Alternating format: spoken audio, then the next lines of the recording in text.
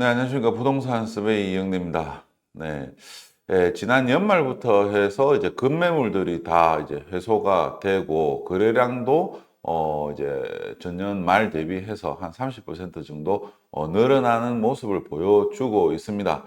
이렇게 이제 거래량이 늘고, 가격이 회복이 되는 가장 큰 이유 중에 하나는 특례 보금자리론을 이제 들 수가 있는데요. 오늘은 이 특례 보금자리가 이제 더 이상 연장되지 않을 경우 주택시장에 어떤 영향을 미치게 될지 이 부분에 대해서 살펴보도록 하겠습니다.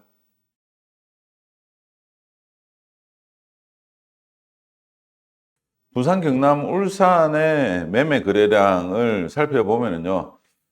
지금 2023년 1월 이제 기준으로 해서 2월달, 3월, 4월달까지 이렇게 이제 거래량이 급격하게 늘어나는 모습을 보여주고 있습니다. 그 이전에는 이제 기준금리가 이제 급격하게 오르면서 2022년 이제 6월달부터 해서 전국의 대부분의 아파트들이 다 가격을 하락을 했었고, 뭐 인천이나 수도권 같은 경우에는 2022년 뭐 1분기부터 사실상 가격이 일찍 하락했었다라고 이제 볼 수가 있습니다. 네, 그래서 지금 이렇게 이제 거래량이 증가를 하게 된 가장 큰 원인이 이제 특례 보금자리론 때문이라고 이제 할 수가 있는데요. 특례 보금자리론은 이제 발표를 했을 때에도 제가 이제 이야기를 했었는데요. 가격이 이제 하락을 하고 있는 시장이기 때문에 상당히 정부에서 빠르게 집값 하락에 대해서 선제 대응을 했기 때문에 이거는 이제 잘한 것 같다라고 이제 제가 이야기를 했습니다. 그래서 그 이후에 이제 이 유동성이 이제 공급이 되면서 당연히 이제 아파트 매수세에 이제 상당히 많은 수요들이 늘어났다라고 이제 할 수가 있는데요. 이제 작년 연말 대비해서 한 30% 정도 거래량이 이제 증가를 했습니다. 그래서 실질적으로 뭐 2,000건 이하로 거래되던 아파트 매매 거래량이 지금은 한 2,700건에서 2,600건 정도 이렇게 이제 거래가 되고 있는 상황입니다. 그래서 뭐 앞서도 이제 거래량을 가지고 이야기를 할 때도 말씀드렸다시피 2,500건, 그러니까 부산 경남에서 2,500건이 이제 되면은 더 이상 가격 하락은 없다. 이렇게 이제 말씀을 이제 드릴 수가 있을 것 같습니다. 그래서 이 특례 보금자리론을 이제 발표를 할 때 정부에서 총 예산을 40조 원, 예, 뭐 39조 뭐 얼마인데 거의 40조 원 정도가 됩니다. 이 40조 원 한도 내에서 소진을 할 때까지 이 특례 보금자리론을 이렇게 이제 유지를 하겠다라고 이제 했는데요. 이번 7월 달에 이제 특례 보금자리론 사용을 이제 한 것을 이제 보니까 상당히 많은 이제 56%가 신규 주택을 이제 구입을 하는데 사용을 했고, 그리고 이제 기존 대출을 또 이제 상환을 해서 이제 갈아타기 하는데도 이렇게 이제 많이 썼습니다. 그래서 이게 이제 특례보금자리론이 적용이 되는 대상이 주택 금액이 이제 9억 원 이하이고, 대출을 하더라도 소득을 안 보기 때문에, 그러니까 DSR 적용을 안 받기 때문에 이제 웬만하면은 거의 다 이제 대출을 이제 받을 수가 있다라고 이제 할 수가 있습니다. 그래서 집을 살 생각만 있으면은 9억 이하의 이제 주택 같은 경우에는 대출을 이제 70% 정도까지 받을 수 있다. 이렇게 이제 적용이 됩니다. 그래서 이제 주택을 구입을 하거나 이제 1주택자 기존 주담대를 이제 상환을 하거나 이러한 용도로 이제 쓸 수가 있는데, 무주택자이거나 1주택자인 경우에만 이렇게 이제 특례보금자리론을 활용을 할 수가 있었습니다.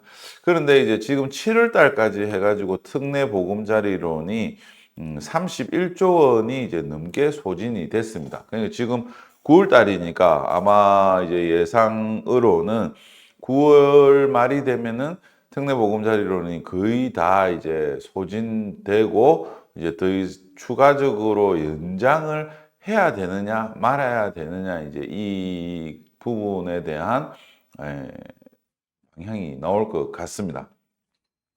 그래서 이게 지금 특례보금자리론이 계속적으로 이제 연장이 된다라고 하면은 이제 주택 시장에 계속적으로 유동성을 이제 공급을 할 수가 있기 때문에 이제 가격이 어느 정도 회복이 된 게 이제 떨어지지는 않겠지만 이 만약에 이게 특례보금자리론이 연장이 안 된다.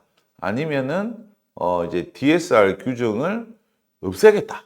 이렇게 이제 해버릴 경우에는 다시 그 주택 매수 수요가 줄어들 가능성이 상당히 많습니다. 그래서 이러한 부분들을 이제 염두에 둘 경우에 지금 9월 달을 이제 기준으로 해서 이제 연장이 되느냐 안 되느냐에 따라서 주택 시장도 좀 다른 모습을 보여줄 것 같습니다. 네. 그래서 지금 이제 가장 많이 이야기를 하고 있는 부분이 최근 들어서 이제 붙죠. 이 가계대출 이야기를 상당히 많이 하고 있습니다. 뭐, 이 가계대출 이야기야 이제 한 3, 4년 전부터 해가지고 계속 나왔던 이야기인데요. 일단은 뭐, 이제 2022년도 이후에 집값이 빠지면서 이 가계부채에 대한 내용도 많이 줄었습니다. 많이 줄기는 줄었는데 그래도 이제 최근에 이제 또 이 거래가 이제 늘어나면서 가계 대출이 이제 또 빠르게 이제 증가를 하고 있다라는 거죠. 여기 이제 그래프에서도 이렇게 이제 보시면은 2023년 이제 1월을 기준으로 해가지고 상당히 빠르게 6월까지 이제 빠르게 이제 증가를 하고 있는 모습을 보여주고 있습니다. 그래서 이제 지금 계속 이제 언론에서 나오는 게 가계대출 증가 속도가 또 너무 빠르다. 이 이야기들을 이제 계속 하고 있습니다. 지금 주택담보대출하고 기타 대출하고 이렇게 이제 비교를 해보면은 기타 대출은 지금 경기가 되게 안 좋기 때문에 뭐 거의 이제 뭐 줄어들고 있는 상황이고 주택담보대출만 지금 급격하게 지금 이렇게 이제 늘어나고 있는 모습을 보여주고 있습니다. 그래서 지금 뭐 한 8개월, 9개월 정도 해가지고 이제 40조 원이 거의 이제 시장에 유동성으로 투입이 됐기 때문에 그만큼 이제 또 뭐 부동산 가격을 올리는데 역할을 했다 이렇게 이제 볼 수도 있고 또 한편으로는 떨어지는 가격을 추가 하락을 좀 막는 역할도 했다 이렇게 이제 볼 수가 있습니다.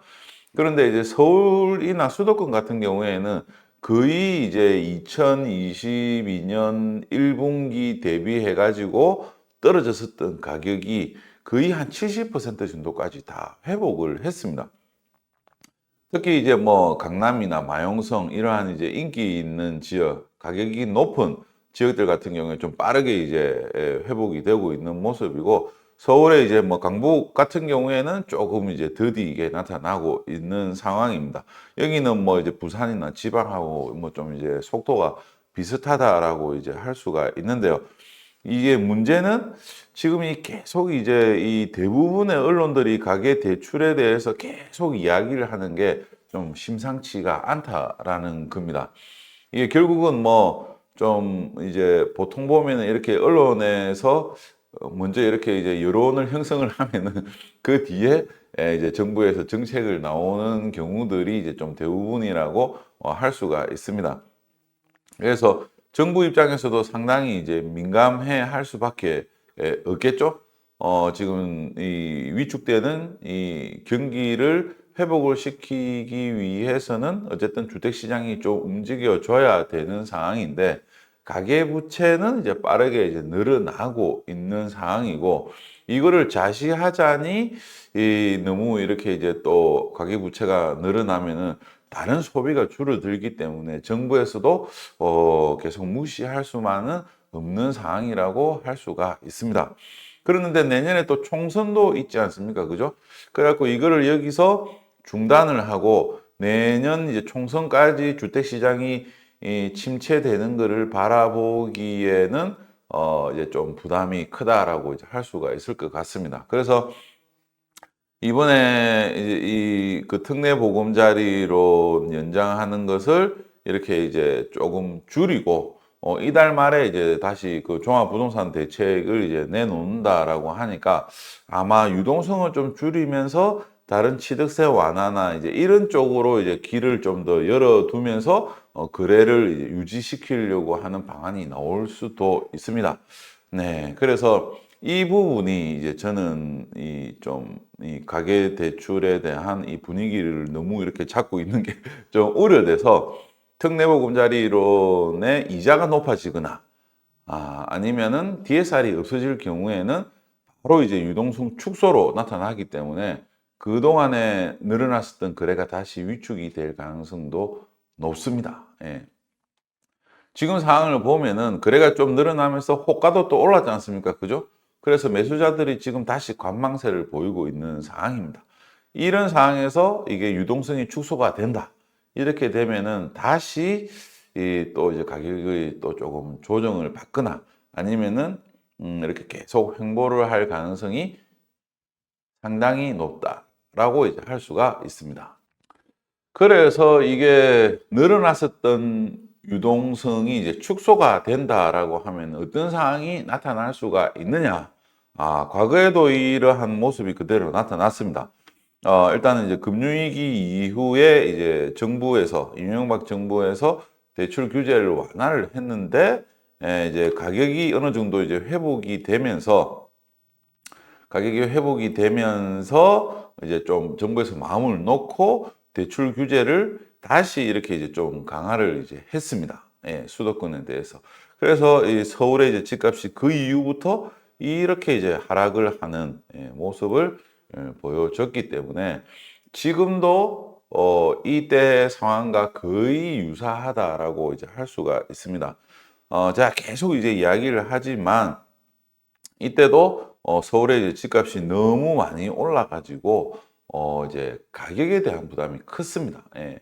집값이 너무 높으면 가격이 오르기가 어렵습니다. 그래서 정부에서 이번과 같이 이렇게 이제 억지로 이 그 유동자금을 투입을 하는 케이스가 아니고 자연 상황에 이제 둔다라고 하면은 실수요자들이 매매를 못하기 때문에 가격이 떨어질 수밖에 없다라는 거죠. 그래서 만약에 이제 특례보금자리론이 이제 위축이 된다라고 하면은 다시 이러한 상황이 재현이 이제 될 수 있는 가능성도 있습니다.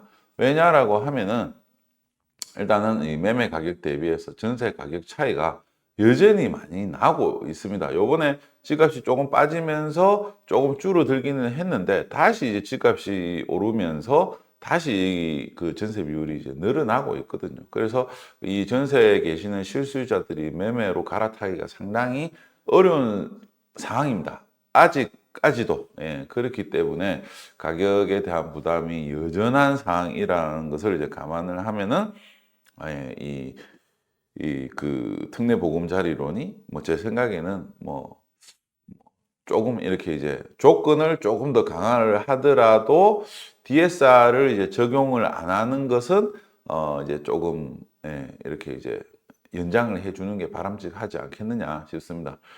최근에 이제 그 국토연구원에서 그 이제 이수욱 박사님이 이제 발표한 이제 보고서에서도 보면은 특례보금자리론이 이제 집값 하락하는 것을 이제 연착륙하는 데 상당히 도움이 많이 됐기 때문에 또 이제 요번에 마감이 되더라도 연장을 하는 것을 권하고 있습니다.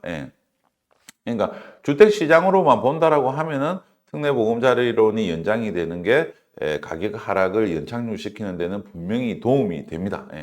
그래서 이제 정부에서 이제 이 방법을 택할 건지 아니면은 다시 다른 뭐 이제 세금 완화, 규제 완화를 하는 형태로 이제 진행을 할 건지 그거는 이제 좀 살펴봐야지 할 것 같습니다. 그래서 요번에 특례보금자리론이 이제 어떻게 바뀔 건지 하고 그리고 이제 이달 말에 나오는 대책을 이제 또 살펴보면은 이제 앞으로의 또 부동산 시장의 흐름을 또 가늠하는 데 도움이 될 것 같습니다. 네, 오늘은 여기까지 말씀드리도록 하겠습니다. 부동산 서베이 좋아요, 구독 부탁드리고요. 그리고 앱도 많은 다운로드 부탁드리겠습니다. 감사합니다.